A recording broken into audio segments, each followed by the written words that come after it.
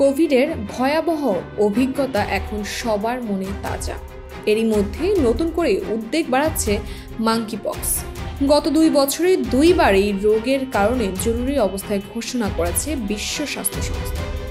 আফ্রিকায় রোগ আক্রান্তর সংখ্যা ইতিমধ্যে 17,000 ছাড়িয়েছে। তাই মাঙ্কিপক্সের লক্ষণগুলো সম্পর্কে জানা অত্যন্ত জরুরি। মাঙ্কিপক্সের লক্ষণসমূহ: উচ্চ জ্বর। মাঙ্কিপক্সে আক্রান্ত হলে প্রবল জ্বর হতে পারে। এছাড়াও শরীর ব্যথাও দেখা দিতে পারে। ত্বকে র্যাশ। প্রথম দিকে র্যাশ দেখা দিতে পারে পুরো শরীরে, যা পরে লাল ফোঁড়ার মতো হয়ে যায়। হাত, পা, মুখ সহ শরীরের বিভিন্ন স্থানে এক ধরনের র্যাশ ছড়িয়ে পড়তে পারে। সংক্রমণ ছড়ানোর ঝুঁকি। কোভিডের মতো মাঙ্কিপক্সও সংক্রামক।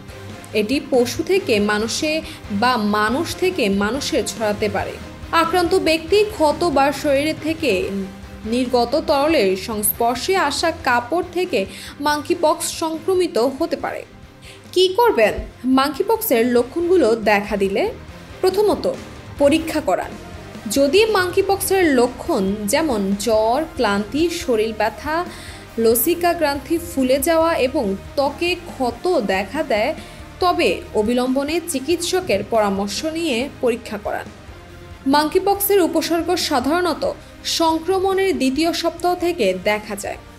সংক্রমিত কারো সংস্পর্শে এলে দ্রুত আলাদা থাকুন, যাতে অন্যদের সংক্রমণের ঝুঁকি কমে।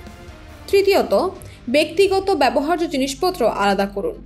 আলাদা থাকা অবস্থায় নিজের গামছা, তোয়ালে ইত্যাদি জিনিসপত্র আলাদা করে ব্যবহার করুন এবং পরীক্ষা নিশ্চিত না হওয়া পর্যন্ত সতর্ক থাকুন।